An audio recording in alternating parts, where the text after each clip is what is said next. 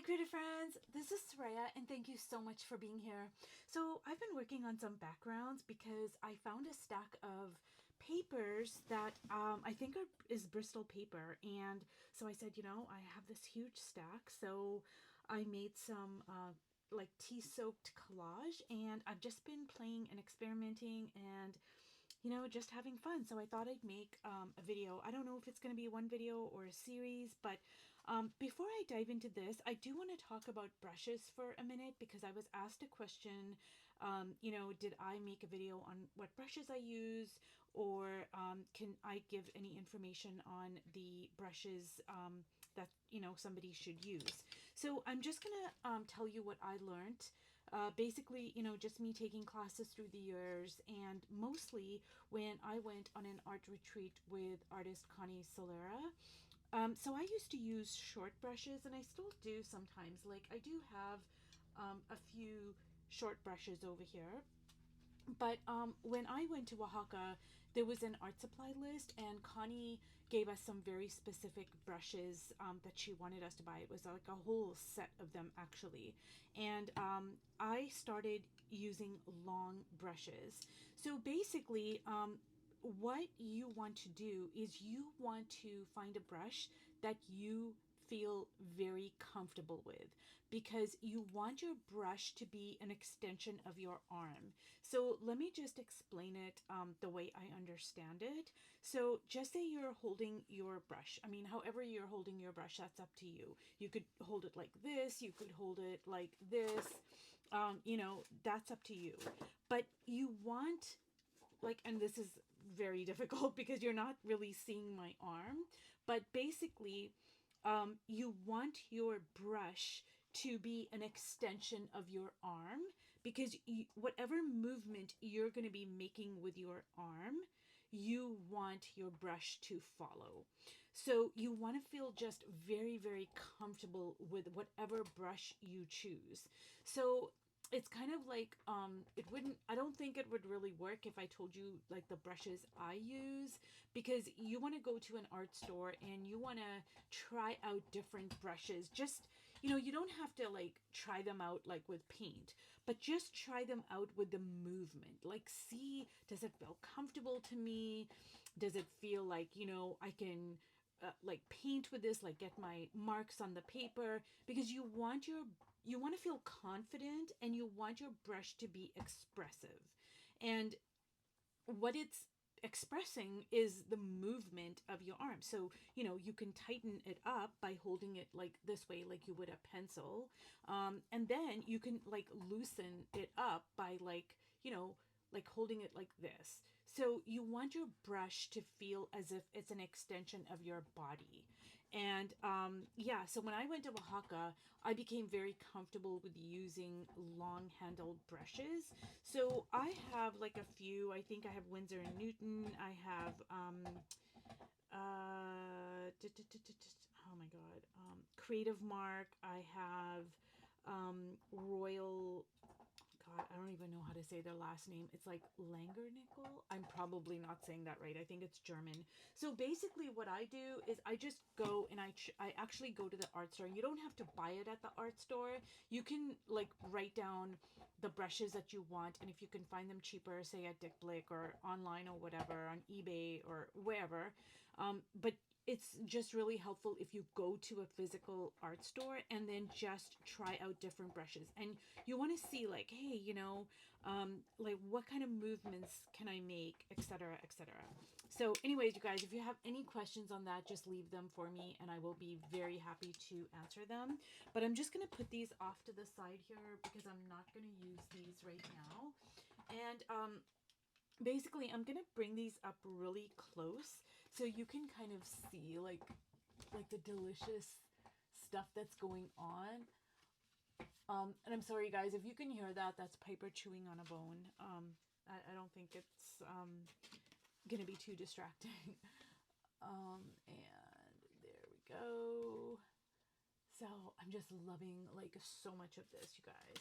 So basically, if you guys go onto my Instagram, you will see I think it's under art process, and I just kind of like took photos and I wrote little blurbs of what I was doing. But I soaked all of these pieces of paper in a tea bath, and some of the pieces of paper I soaked them twice. So I soaked them, I took them out, I dried them, and then I put them back in. And basically, like, I mean, this is scrapbook paper. This is, I don't really know. I don't know what that is. That's junk mail. These are dictionary pages. Oh my God, you guys, just look at this. Oh my God. I'm just like, look at that. Oh my goodness. I'm just loving it so much. And I've got a whole bunch more, but because it's wintertime, it's easier in the summertime because you can take it outside, you can dry it in the sun, it'll be dry in like no time. But now it's winter, so it's a little more tedious. I put it on a plastic garbage bag out of the way, and I just let it dry over the course of a couple of days. It's a little tedious in the beginning, but it's so worth it. I mean, just look at this, you guys. Oh my God.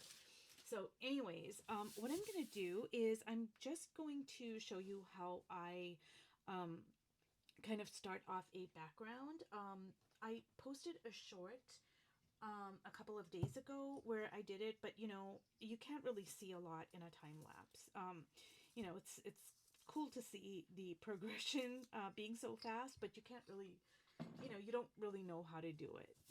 So anyways, so basically what I do is this is just my Stabilo, and I'm just going to kind of make some circles. So you can, you don't have to make circles. You can do whatever you want. I just like circles. So I'm just going to make some circles, and I want to go with 3 because I want an uneven number. And I'm just like, I'm not really like thinking too much about it. So I'm just kind of like really loose, just being expressive, just making some circles. So what I'm going to do now is I am going to take my brush and I'm going to kind of like go like so, like this, and you're going to see why in a minute here. So I'm not going to take the brush and go over the entire page. I'm just making like a couple of circles. See? So I'm just kind of going like so. See, like that. Okay. Now what I'm doing is I'm taking some of this ink. Now, if you don't have this particular ink, you can use like any kind of ink that you have, or if you don't have ink, you can even like take acrylic paint and water it down. So I'm just gonna drop it in there. Okay, and let me see if I can find a red over here. Oh my goodness, where's my red? Okay, and I'm just gonna drop it in there. And do you see how like the water just like makes it do like really beautiful things? Like look at that, you guys. Oh my goodness. Like look at that. So it's really the water and the ink mixed together. It just really works its magic.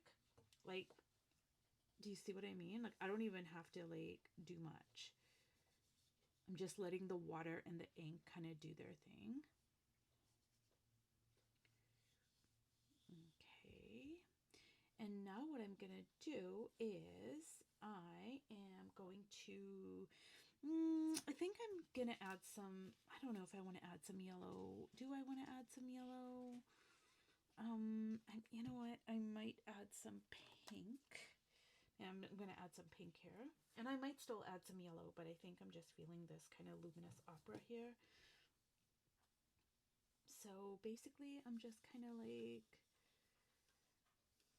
I'm just following this circle. Just following it like so.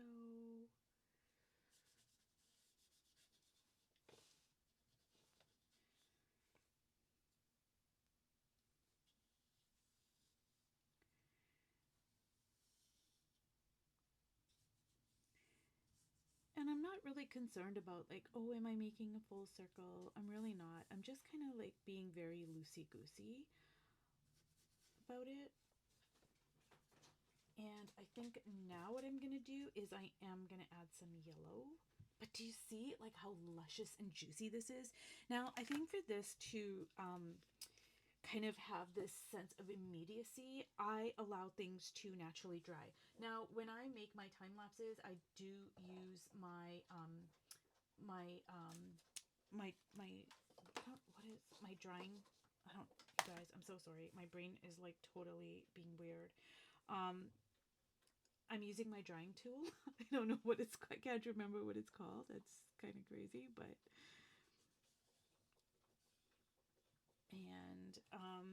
you know, I'm gonna let this dry naturally because when I do, I just feel like it has a sense of immediacy to it that, you know, if I'm using my drying tool, it like it kind of like flattens it out a little bit. I mean, it's still beautiful. I mean, all of that, the ones I showed you, like I was using my, well, I wasn't using it for all of them. I need a couple more off to the side here, but I think this is one I made the video on, and I did use the drying tool for that, but I did not for this one. So,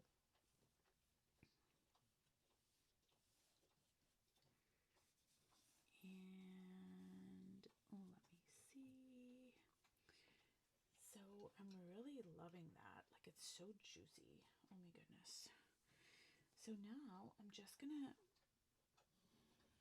back in there and just kind of like make some more marks there.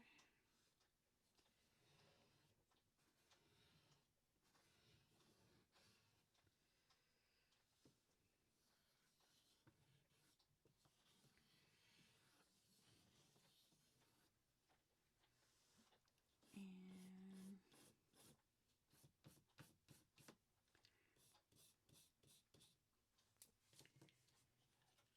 so now, you guys, I am going to add my dictionary pages that are looking so luscious and aged because of my tea bath that I put it in. And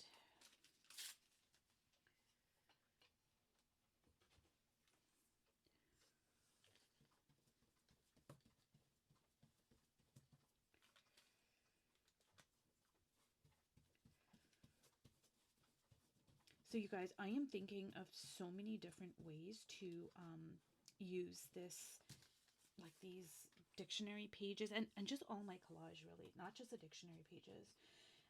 Because I have like maps and museum maps and all sorts of beautiful stuff that I now have aged, and it just looks so luscious. I mean, I'm just like, oh my god, I don't even know what I'm gonna do with it. Let me see here.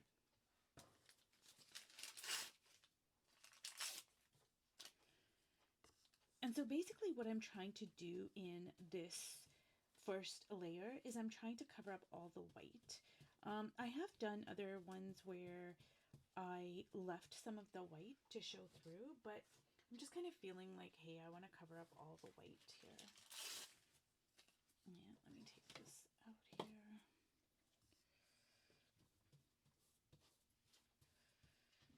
And there we go here.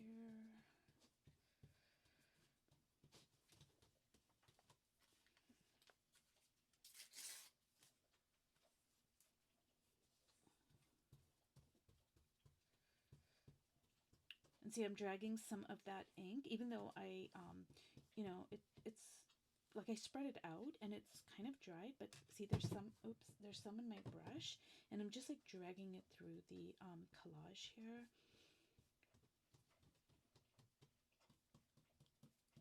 Oh my goodness, you guys, I'm just so really loving this aged paper here.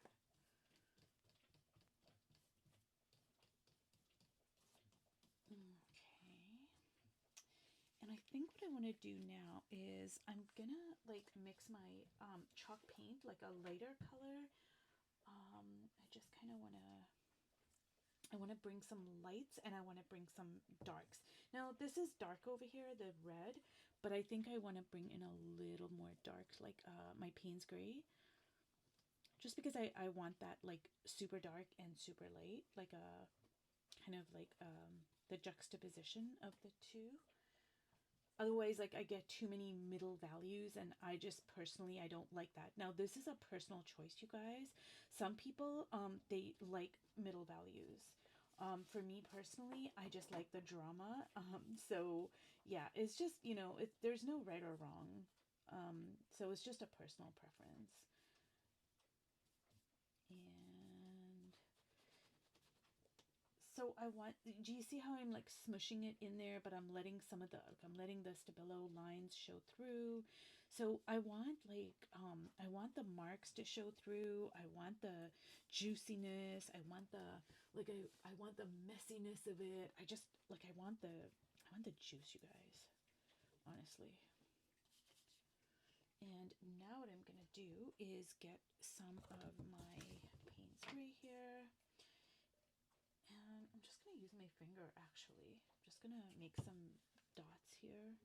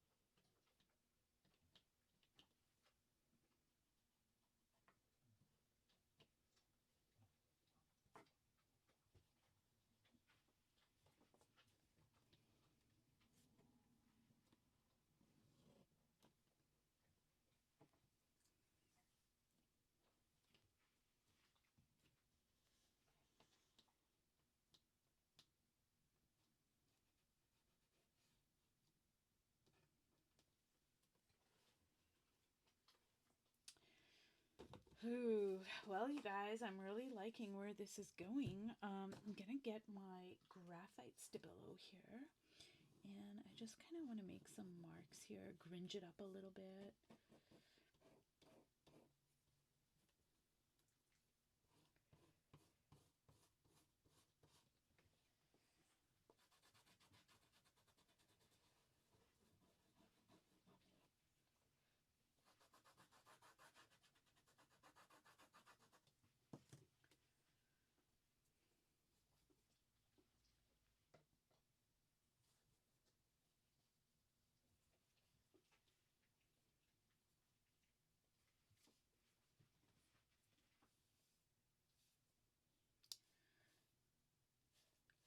So I would say for this layer specifically, I would say just play.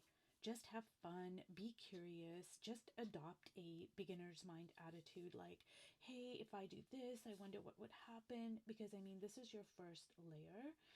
And, just use the colors you want. Like, don't even think about, oh, do they match?